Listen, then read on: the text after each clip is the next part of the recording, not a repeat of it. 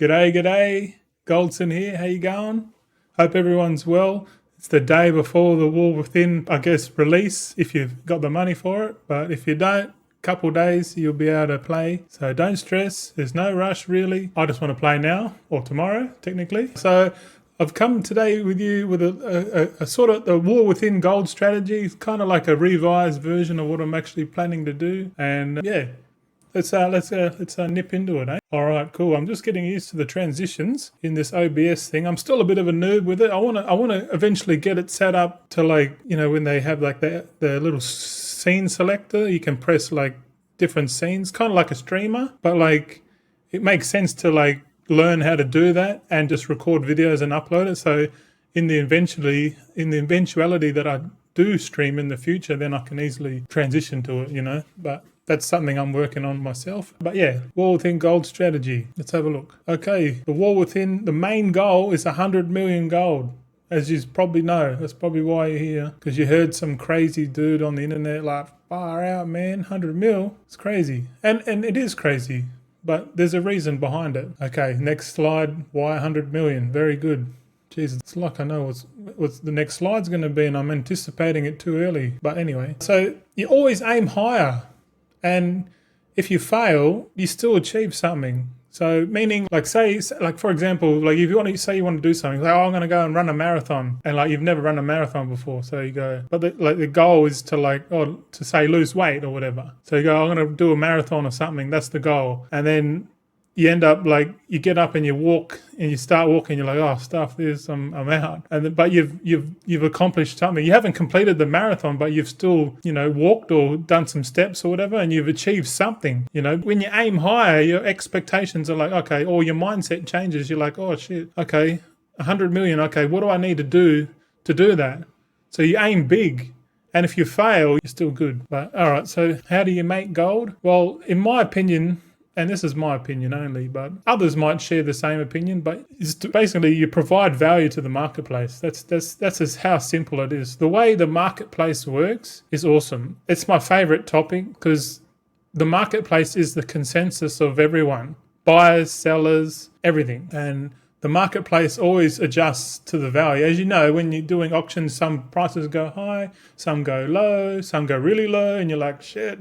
But like the market always adjusts for that. The region-wide auction house came about, I think it was Shadowlands, end of Shadowlands, I can't remember, to be honest, but that sort of balanced out the supply and demand and put it all on one region-wide. And then the market, so that made the whole, like North America or the Europe, well, they were separate, but so for example, the NA market was all over the show, and then they amalgamated into one, and then the market found the price for certain items. It took a little bit of time. That's what the market does. It finds its own price. And if you want to make gold or make money in the real world, it's the same principle. It's you provide value. Another caveat is, like, say you go to Macca's or whatever and you're getting some fast food and you're looking at the prices now and you're like, fuck, man, that's pretty expensive. Like, before it was like, you know, cheap, and, you know, short answer is inflation, but you can definitely tell that you're not really getting value for your money, right? But if you go to like a little mum and pop store around the corner that are making like hamburgers and chips, and they're making it like cheap and the quality's better, you know, you see the value in that. And then the word gets around on social media, and then next minute that mum and pop burger joint down the road is flat out because everyone's going there because they're providing more value to the marketplace. And that's exactly how it works in all marketplaces. Provide value and you'll get paid in return. All right, so what has the value in World of Warcraft? Well, it's a good question. And it's mainly factored in by supply and demand. So that's the most simple equation in economics, and it's so true. Like, if there's less supply, it's worth more. So the more scarce the item is, the more value it has. And demand, like if everyone wants one item, next minute the price is through the roof because everyone wants it. Supply and demand it's beautiful how it works. I love that. I love economics, man. I love that shit. And I love games, so I've combined the two, and, you know, that's why we're here, right? Well, that's why I'm here. Kind of want to teach people more about it. Like, there's a bit more to it than just running off emotions, because I know a lot of people just run off emotions, and yeah. But anyway, so supply and demand determines the value, scarce over common. So the more rare it is, the more expensive it's got, more value and more expenses you can make off it and all that kind of shit. All right, so the scarce items are next. So on here, I've got the blasphemite gems, which is made from alchemists. And these are going to be in demand. They're going to be scarce to make, and they're going to be high in demand because there's a list here of all the recipes that blasphemites currently use. So in the future, there might be more recipes that blasphemites use. But right off the bat, this one's going to be a big item, in my opinion. And if more people start making these, then the supply will increase and the price will probably go down. So it's the same thing. But so at the start of the expansion, the demand's going to be quite high because there's not enough. And then the market will go, all right, we need to make more of this shit. So they go and make a bunch of it, and then they dump heaps onto the market, and then the price comes down. And it stabilizes. Like, that's the marketplace. It does it for you. Just, Okay, so what else we got here? We've got quality 3 items. So I've marked the ones here, and specifically these 12 items, because these items are the byproduct of thaumaturgy, which is an alchemy thing. So with the blasphemites being an alchemist thing, the thaumaturgy concentration, you're going to get these items. So, and all these items here are high in demand. Maybe not the storm charged leather, but it could be. But these are going to be farmed up pretty easily compared to the other ones. But quality 3 is going to be high in demand, and been farming yesterday because I've been testing on the beta how to level up and level up with dual gathering. 8 to 10 hours with the bonuses, but the first run might be about 12 hours. Just leveling the 80, just gathering nodes is pretty insane. And yeah, it's a good way to level up because you're getting gold and you're leveling up at the same time. So why not?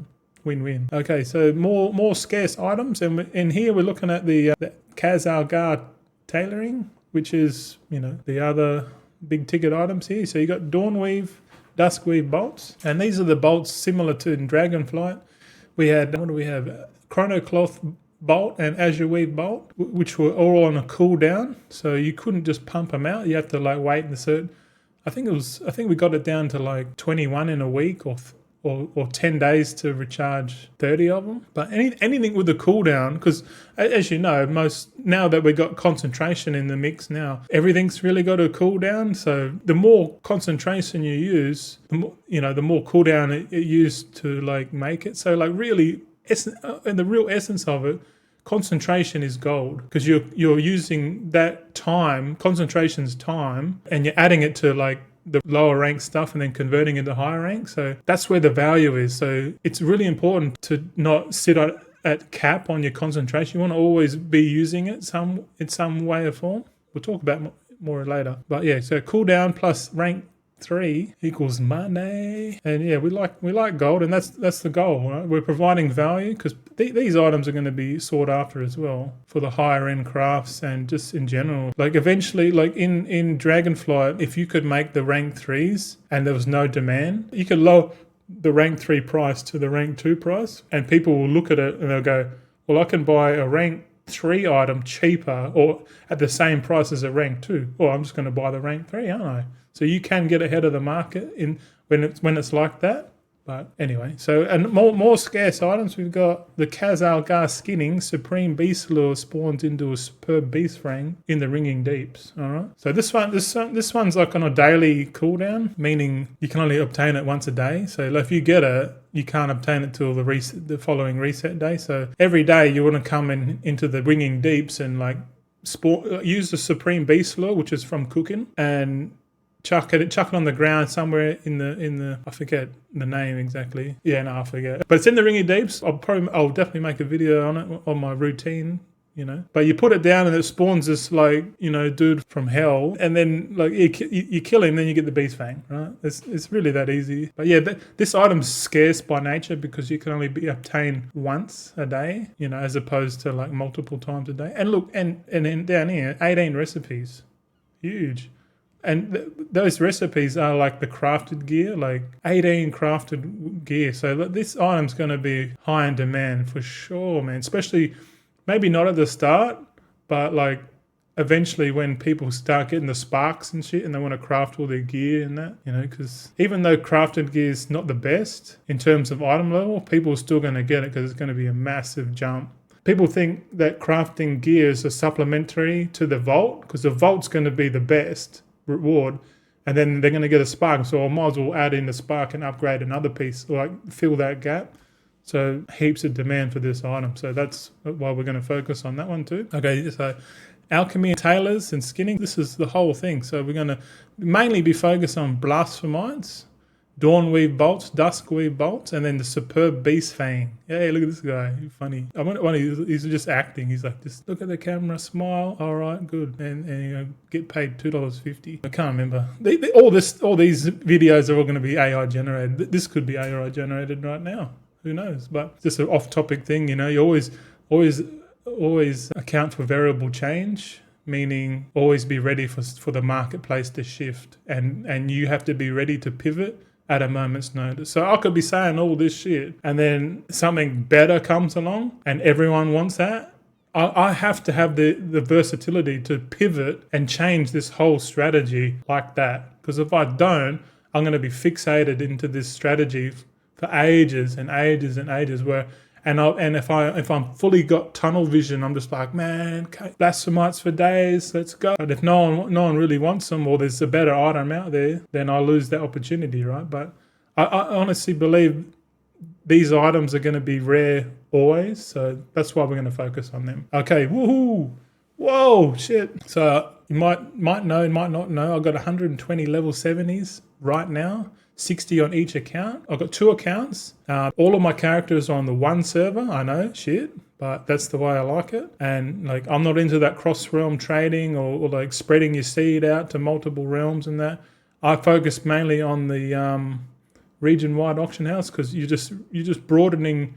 It's easier to sell to more people rather than like, transferring your stuff via the Warbank and then selling on other servers and that, like the underpopulated servers. It's kind of like a charity, really. It's like going to a poor country and going, oh, look at all the stuff that I got here. Oh yeah, here you go. And then they're desperate to get it, so they're going to buy it off you anyway. So I get it. I think the long-term vision of World of Warcraft is everything region-wide, because it definitely seems like that's the way it's going. Like they're just doing it bit by bit, like one little change here and there. Like everything's slowly becoming, and once everything becomes like global, or like region-wide, it's like crafting orders are going to be region-wide, I hope, because they're definitely going to implement so people can just put an order up and then anyone in the world or in that region can look up and go, yeah, I'll do it. And then it switches from a buyer's market to a seller's market. So right now, the buyers are naming their price. They're like, oh, can you do 2K, 1K? And I'm just like, no, I want 5K. That's my price. But when people can post their thing and they have to compete on price, because there's a little section there, if you're unknown, if you go to the crafting order section and then it's where it's got like order, duration, and then tip, if you click on the little button next to it, there's like a button that says, view similar orders. That came in Dragonfly. I'm like, view similar orders.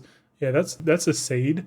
That means like eventually you'll create your public order and you'll be able to set your rank, and then you put your mats in, and then you look at other people's orders and you're competing on price. So someone's paying, like the people that are paying like 100 gold tip, they're at the bottom of the list. The people paying 10K, they're at the top. And the ones at the top are going to get sorted first. So the ones at the bottom are going to think twice. They're going to be like, oh, maybe I put a bit more than 100 gold in there. I'll put 10K because all the other people put in 10K. If I don't, then my thing's never going to get crafted. So I reckon that's eventually what they want to have. And it makes sense to me. But anyway, it's off topic. Okay, so 120 level 70s. All right, so if you've seen here, I've got alchemy, tailor. I plan on 80. So everything you see here is half. So 120 divided by 2, so it's 60. So divide every number by 2, and that's what I got on each account. So really on my first account, I got 40 tailors and alchemists. I'll have 5 blacksmith enchanters,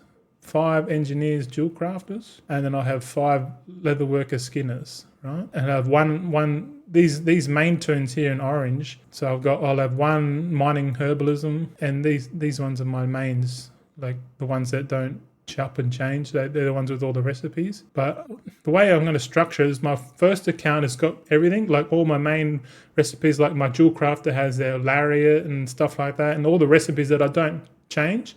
Then my second account, I'm going to have a clone of all those mains, and they're the ones that I'm going to I guess like the artisan securities shuffle to get a bit of a boost.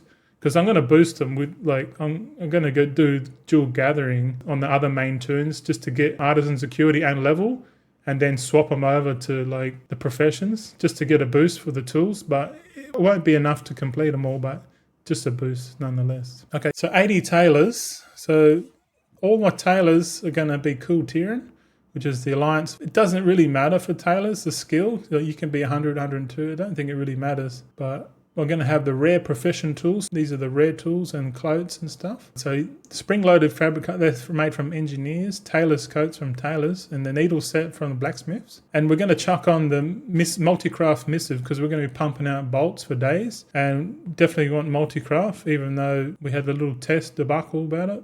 But multi-craft is the best, so thanks for that. Ingenuity for the tool, just purely because we don't have a multi-craft enchant, otherwise everything would be multi-craft and there wouldn't be any choice. But yeah, multi-craft ingenuity, and this one here's got a bit more knowledge points required, so 310 knowledge points required per 80 tailors. So that's depending on like how long that takes. Like I estimate this build is going to take 6 months to make fully, minimum 6 months. So let's go and send it to the next one. All right, so and at the same time, because I've got 80 alchemists and tailors on the same turn, and they will be both cool Tyrian. And we do that because we want the +2 for the alchemy, only because the transmute to do the thaumaturgy transmutation thing every day using concentration requires you to be a cool Tyrian. If you don't, then you can't convert rank 1 into rank 3 materials. It's so silly and it's really min-max, but it's a massive difference between 2 and 3 in terms of price. When you think adding value to the marketplace, what's better? Providing rank 2s to the market or rank 3s? Definitely a no-brainer. Rank 3s are going to be more value to the market. So that's why we're going to go with that. And if you're not a cool Tyrian, you can be a goblin. But really, there is the other profession that I noticed that does matter is inscription, and to be a cool Tyrian, making the missives and the Vantus runes require to be guaranteed at rank 3. You have to be a cool Tyrian as well. Oops, sorry, burp. So yeah, patient. I like the name of the rod, the patient alchemist mixing rod, because you're definitely going to have patience to do this kind of shit. Definitely. So yeah, ingenuity on the missive and ingenuity on the enchant for sure. Because ingenuity for transmutation and all that kind of stuff really is ingenuity is the only stat worth mucking around with, really, to be honest. And this one's a bit less of knowledge. So this one's 230 points knowledge. So let's go again. So tailoring's 310. Alchemy 230. So I expect to level alchemy last, but really it doesn't. Once we get to the build, it's just smooth sailing from there. It's just a time thing. All right, so skinners. We're gonna have 10 skinners, 5 on each account, really. And these ones I'm gonna get realm first with level 80. If you know the joke, a little laugh at that one. But yeah, level 80 required. It's not really required. It's more preferred, because I have tested killing this thing in the ringing deeps at level 70. You can do it, and you're a lot stronger doing it, but I think level 80 is the better play. So, and you're going to have the rare profession tools. So you got the skinning knives here. Oh yeah, so all this stuff is made, I'm pretty sure that's made by blacksmiths, leather workers for the hat and the pack, and the blacksmithing for the knife. We're definitely going to be focused on perception for the tools, because perception's just awesome, man. It just increases your chance to get rares, in my opinion. It's a preference. You don't really need to do it, but this build's a bit only 100 points, so the barrier to entry for this is going to be a lot easier. So I do suggest everyone have like 5 skinners. If you went into that cavern and mine 5 of these a day on like 5 volts, that's still, and they're worth like 10k each or 20k each. That's like 100k a day, man. That's 700k a week. But really, like I said, if everyone goes and does it, then the price will come down, which is what happened in Dragonflight. But the demand for those other hides we're not going to be as much as this one. But yeah. Okay, so profession support. So the main turns that I talked about on one on each server. Well, technically I've got 4 main profession guys, and I've got a dual gatherer, so I'll have 2 of each. So these ones will be support tunes, and I'm going to use them to support the main alt army, so the alchemists and tailors with tools and enchants. So I'll have 2 enchanters beelining or gunning for the tool enchants, and I'll just get my enchanters to pump out the tool enchants, and then once I'm supplied, then I'll just supply the rest of the market with rank 3 enchants. And mining herbalisms is really just to build up more money so I can do all this kind of stuff. And yeah, mining and herbalism is going to be a good one, I think, long term, like consistently. Imagine if you just farmed every day for 10 hours for the whole expansion, man. You'd be loaded. You'd be brain dead, but you'd be loaded. Fucking gold, man. Shout out to the bots in the chat. But yeah, we're going to have, these other ones are mainly going to be used for tools, like engineer ones is going to be the hardest ones to set up because you've got to discover all the recipes and shit. But once you discover the recipes, and then you can start pumping them out for the market. Like obviously supply yourself first, and then whatever's left over, if you got time. Like once consider all the whole alt army is all finished and everything's plucking away nice and beautiful. What am I supposed to do in the meantime? In the meantime, I should be just doing crafting orders, because that's essentially what I'll do. I'll build up my army and let them chill, and then do whatever I need to do to make gold with them. And then outside of that, I'm just going to be sitting in the city pumping out crafting orders for people about, I'll do that, because I'll do it, I don't care. But just remember, the goal is to provide the most value and get 100 million gold. And I'm going to have a couple more here, 20 reagent crafter. So this one's just a combo between blacksmith and enchanter, engineer, dual crafters. So I'm going to have 10 of each, so 5 on each account. And these tertiary alts are going to provide value via converting the rank 1 into rank 3. So with the blacksmiths, I'm going to be pumping out alloys, enchanters, mana oils and that, the weapon oils and stuff like that, and probably embellishments. Oh, not embellishments, the optional reagent, finishing reagents. I think mirror powder is going to be a popular one for sure. But yeah, just going to let these pluck away in the background. Not going to, they're there, but I'm not going to fully utilize them, because maybe later when I got time, but I'm going to be busy as shit. I'm going to be busier than a one-armed bricklayer in Baghdad, mate, I tell you. But yeah, so these ones are going to be the less priority. All right, so in conclusion, it's going to be a long journey, man, and it's going to require a lot of patience, persistence, and a long-term mindset. Me, I used to be like, I want now mindset. Like, I just want it now. Like, and that's the difference between delayed gratification and instant gratification. When in my 20s, man, I wanted everything now. Boom. Give it to me now. I'll pay whatever. Let's go. I was really a slave to my emotions. And to be honest, everyone's like that. Until you learn that delayed gratification is better. So like, and you see down the picture here, it's like you plant a seed, so you plant a seed knowing that especially like if you're old and you're planting seeds for the next generation, knowing that you're planting a seed to grow a tree to which shade you'll never sit underneath. You know what I mean? So kind of like you're sort of thinking more of the future and other people at the same time. So, but like when you have instant like that mindset, like, I need it now, give it to me now. It's completely different. And like people that look at my idea and they're like, shit, nah, don't have the patience. They're already out. But that's okay, because if everyone could do this, then, well, the world would be a better place, in my opinion, but because we're going to have so much value in the marketplace. Could you imagine a world where everyone just provided value to the marketplace at reasonable prices? That would be sick, because right now, if you don't know, everything's getting super expensive. It's not just in my country, it's everywhere, because, it's the inflation. It's the amount of money in the economy is too much. So there's too much money, and the inflation is just brought down the purchasing power of everything. But, but the good thing about a virtual game is that the gold is printed, but you can't just sit there and Blizzard go, we're just going to dump like 1 trillion more gold into the economy and just hyperinflate everything, which they have done before, mission tables, hello. So, but now they're sort of learning from that. Now they're like, okay, we're just going to take gold out of the game, so that you can tell that most of the world quests and the dragon races don't give as much gold anymore. And like just getting raw gold in the game is a lot harder to get. So people are just going to go with that instant gratification and go, I'm just going to buy a WoW token. And then they'll be done. But that's all right. That's going to happen. Those kind of people are on the journey as well. They just haven't realized it yet. And they'll probably realize it when the money runs out. Like imagine if they're playing a game and they're just buying tokens and they realize that they've got no real life money to buy the token. What then?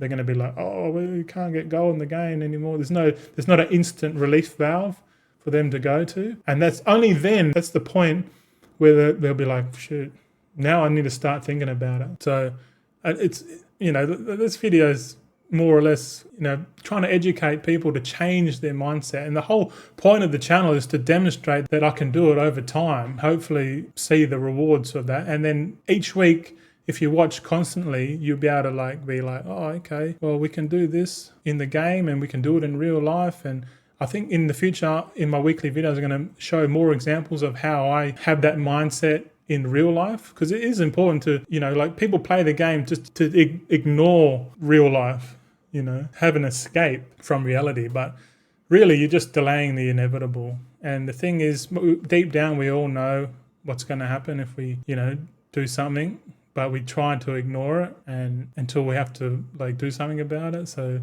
it's like it's better to be proactive than reactive. But anyway, harped on too much. If you want to check, I actually update more on X, post on X more. So if you want more content or whatever, me talking shit, follow us on X. And yeah, that's all I got. Yeah, see you later.